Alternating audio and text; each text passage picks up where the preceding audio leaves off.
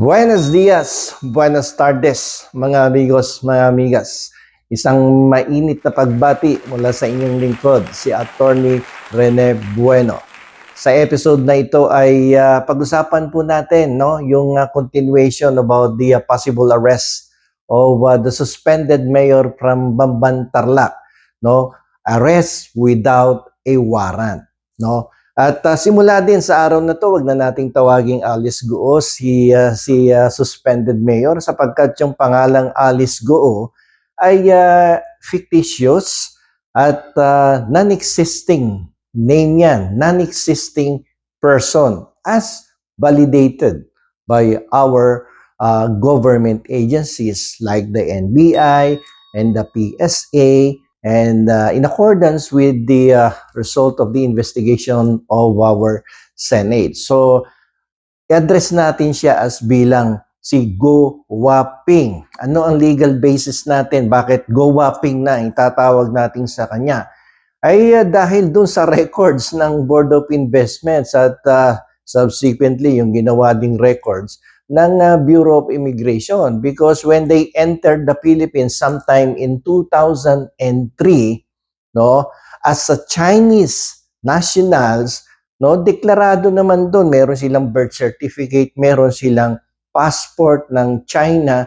So definitely si Go Waping is not Alice Goo. So fictitious name yun na ginamit niya, finalsify niya yung mga documents in order for her to have a late registration of her birth, allegedly dito daw sa farm sa Tarlac pinanganak, and then at the same time, again, nag-commit ng fraud when she filed her certificate of candidacy for the position of a mayor in Bamban, Tarlac. So, kapag ganun kasi, ang pagkakaintindi ko sa ilalim ng ating Kodigo Sibil, at sa ilalim ng Revised Penal Code at sa iba't iba pang mga batas na umiiral dito sa ating bansa, kapag fraudulently acquired, yung birth certificate mo, it confers no right. It confers no title. So, ano ka ngayon? So definitely, kung paano ka pumasok dito sa Pilipinas noong 2003, ano ka? Isa kang in-check, as proven by the documents that you submitted with the Board of Investments, because your passport will indicate the fact that you are a Chinese national. At pinalakas pa yan ng submission mo ng birth certificate. Lalong pinalakas pa nung ikaw ay na-issuehan ng Dependent Investors Visa as a Chinese national under the name of Go Waping. Kaya nga lamang hindi mo ginamit yung oportunidad na binigay sa iyo ng batas ng Pilipinas na kung saan pag narating mo na ang age of majority, ay pwede ka pa namang kumuha ng another type of visa. Yung tourist visa or study visa, o kaya nag-apply ka na rin ng sarili mong investor's visa na hindi mo ginawa. Sa katunayan, ang ginawa mo, instead of making your stay in the Philippines as legal, naggawa ka ng mga falsified documents for you to be able to register the late registration of your birth with the Philippine Statistics Administration. Kaya ka nakakuha ng birth certificate na peke. So, ibig sabihin, uulitin ko, a fake birth certificate confers no right. It confers no title. Wala lahat yan dahil yan ay fictitious, dahil yan ay non-existing, so walang Alice Go. If that is void from the very beginning, hindi ka nag-i-exist na tao, Alice Go. Ang katauhan mo pa din ngayon ay si Go Waping na isang in-check base sa records ng Board of Investments at ng Bureau of Immigration nung ikaw ay na-issuehan ng Dependent Investors Visa noong taong 2003.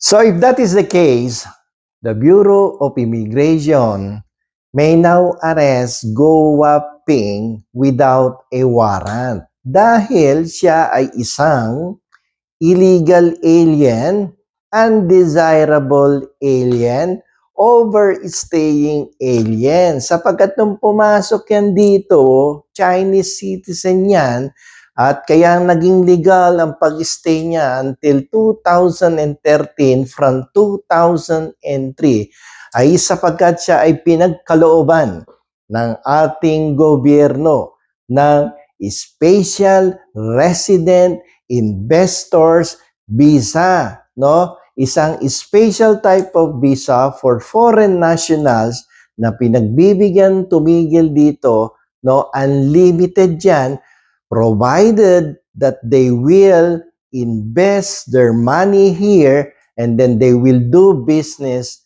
in our country. Unlimited yan. Kaya nga lang, nakakapagtaka tong si Go Waping, instead na kumuha ng sarili niyang resident investors visa noong 2013 when it was canceled because she already reached the age of majority. Kasi hanggang majority age lang yung dependent special resident investors visa. Pag 21 ka na, kumuha ka ng sarili mong investors visa.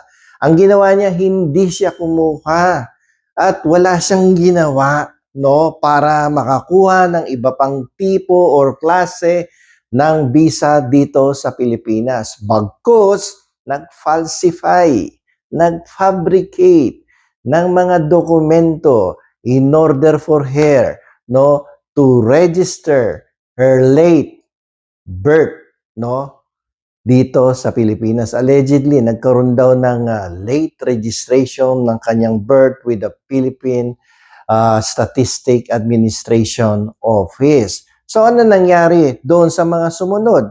Yun bang kanyang pagpapile ng Certificate of Candidacy ay valid? Ay definitely, it may be considered as void from the very beginning. It is as if walang nag-file ng Certificate of Candidacy because Alice Go is not, no, existing. Hindi tao yan. Fictitious name, no? Inimbentong tao, no, sa katauhan ng isang incheck na ang tunay na pangalan ay Go Waping. Isang magandang kaso yan sa election case, no? Kung pag-aaralan ng mga abogado nung second placer at nung vice mayor, baka maging magandang isang kaso yan. Dahil although in the past may mga jurisprudence tayo na inilabas ang ating Korte Suprema na kapag second placer ka, no, at nanalo o na-disqualify yung nanalong kandidato, hindi ikaw ang papalit dahil hindi naman ikaw ang pinili ng taong bayan upang mamuno sa kanila, kundi yung nanalo, kaya nga lang na-disqualify. So, by rule of succession, ang talagang papalit yung vice alcalde. Pero malay mo, kasi parang lumalabas dito sa kaso ni Go Waping, also known as Alice Go, ay walang nag-file ng candidacy sa Bambantarlac. Bakit? Multo yung nag-file eh. Hindi naman nag-i-exist sa tunay na buhay yung Alice Go. Walang Alice Go. It is merely a product of the wild imagination of this Chinese nationals. So, ano naman ngayon ang mangyayari doon sa mga binili nilang lupain dyan sa Bambantarlac? Sa tingin niyo, ano mangyayari dyan? Nag-enter into a contract.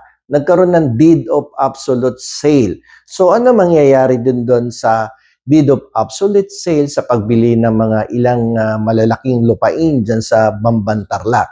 Since si Alice Go is a non-existing person and there was fraud on the part of the person who entered into a contract of sale, ano mangyayari? So that will also be considered as null and void. So, padideclare mo as void yung deed of absolute sale ni Go Waping na also known as Alice Go. Bakit? Because there was illegality. no, in the transaction. There was fraud. And most importantly, no, si Go Waping, also known as Alice Go, is legally incapacitated to enter into a contract to buy a land in the Philippines. Hindi pwedeng bumili ng lupa ang isang insek dito sa Pilipinas. So, nagkaroon ng legal incapacity. Merong legal incapacity on the part of Go Waping to purchase a lot in the Philippines. So, hindi siya capacitated to buy, no, that hectares and many hectares of land in Bamban. So, void lahat yan, no? Ipadideclare yan as a null and void. So, walang visa lahat yung mga kontratang pinasok niya dito sa Pilipinas concerning the purchase of vast hectares of land. Okay, going back to the warrantless arrest, I will just make a comment, no, brief comment about this article of a fellow blogger dito sa YouTube, na kung saan sinasabi niya na hindi pa daw pwedeng arestuhin itong si Go Waping, also known as Alice Go, because the birth certificate registered late in the Philippine Statistic Office has not yet been canceled officially. Mali. Bakit? Kasi ang basis naman ng ating sinasabing warrantless arrest hindi naman yung nirehistro niyang birth certificate sa Philippine Statistics Office, kundi doon sa kanyang violations of her visa, yung Special Resident Investors Visa. Kapag yan, binayolate mo yan, when it was issued, tapos nag-expire, tapos you did not avail of the other available options, no, as a Chinese national, then you will be declared, uulitin ko, you will be declared as overstaying alien, illegal alien, undesirable alien. Tapos nag-purchase ka ng lupa dito by virtue of a fake birth certificate, fake lahat yung papeles mo. So, there are crimes, other crimes also committed by Go Waping. So, yung arrest niya without a warrant is on the basis of a violation of immigration law, not on the basis of the fraudulent registration of the birth certificate. 2003 to 2013, up to the time that she registered, no, her birth certificate with the Philippine Statistics Office, nagkaroon ng continuing crime on the part of Go Waping. Continuous yung pag-commit niya ng different offenses. So ano gagawin ng gobyerno? Ang problema lang dito kasi sa Board of Investment, nagkaroon ng konting lapses sigurong matatawag yan dahil hindi nila minonitor properly. Na kasi ito na makikwento ko dahil we are also handling cases of resident investors visa, but not in the Philippines, but in other countries like USA, Canada, and Spain. So, iba-ibang tawag lang dyan. Sa Spain, ang hinahandle namin, recently may papa-aprobahan kami, Golden Visa. It is also a special type of resident investors visa. Yan yung counterpart dito sa Pilipinas. Sa Amerika, ganun din. Sa Canada, meron din kaming mga hinandle na cases na ganyan. Diyan sa kanila kasi, properly monitored kapag inisyuhan ka ng investors visa. Kapag nag-violate ka dyan, ay madali kang mahuli. Sa Amerika nga lalo na sa state of Arizona, kapag napansin ang iyong visa expired or hindi ka nag-renew or hindi ka nag-avail ng other available options, pag na-detect yan sa database nila, yung sinasabi mong summary deportation proceedings, susunod yun. Pero kapag nag-commit ka ng offense regarding the visa law, arestado ka without a warrant. Tapos it will be followed by the summary deportation proceedings. Nauna yung aresto without a warrant. And I think we have the same principles, no, pagdating diyan. At meron na din kaming nahawakan na kaso na ganyan na isang British national dito sa Pilipinas na iniresto ng ng Bureau of Immigration because he was working without a work permit. Nagpunta dito under 9J visa, tourist visa, at pagkatapos ay nagtrabaho dito sa Pilipinas, nag-expire yung visa niya, tourist, without obtaining a special work permit. Ay may nagsumbong, inaresto siya. After the arrest, warrantless arrest tsaka lang nagkaroon ng deportation proceedings kasi continuous yung ano mo yung offense na nakukumit mo So, aarestuhin ka talaga ng Immigration Department. So, ganun din ang sitwasyon ni Go Waping. Nag-violate ka ng visa law. Hindi ka nag-renew, hindi ka nag-obtain ng another type of visa to make your stay in the Philippines legal. Anong ginawa mo? Nag-fabricate ka, nag-submit ka ng mga fraudulent documents, puro falsified. So, ang dami mong na-commit. Patong-patong yan on top of the other cases like human trafficking, yung stolen identity, ito pang isa, alam naman to, hindi lang naman dito sa buong Pilipinas, pati yung pag may mga ganyang illegal gambling, lalong-lalo na yung Pogo, kaya nga ayaw sa China niyang Pogo kasi ginagamit yan sa money laundering No, yung ibig sabihin na kapag meron kang sangkatutak na pera, no? At gusto mong palabasin na yan ay nakuha mo sa isang legal na pamamaraan. So, ginagamit yan yung Pogo, yung operations ng online gambling na yan. So, mahabang discussion yan at siguro gagawa tayo ng isang blog article tungkol dyan. So, in sum, a foreign national who entered legally in the Philippines with the proper visa, but later on, the visa expired. Tapos hindi ka nag-obtain ng another type of visa to legalize your stay in the Philippines. Umabot ang 1 taon, lumipas ang 10 taon, mahigit 10 taon, at wala kang ginawa sa iyong renewal or getting a new type of visa, then you are considered as an illegal alien. So, by the word itself, illegal alien. So, pag illegal alien ka, patatalsikin ka dito. Paano ka mapapatalsik? Arestuhin ka muna and then there will be a summary deportation proceedings. The basis of the warrantless arrest of Go Waping, huwag niyo nang tawagin kasing Alice Go kasi si Alice Go hindi nag-i-exist sa ating mundo. No? Go Waping. So, on the basis of the expired visa, non-renewal of the visa, considering that she is already an illegal alien, undesirable alien, then she may be arrested without a warrant. Okay? So, hanggang dito na lamang po. Ito pong muli ang inyong lingkod, si Attorney Rene Bueno.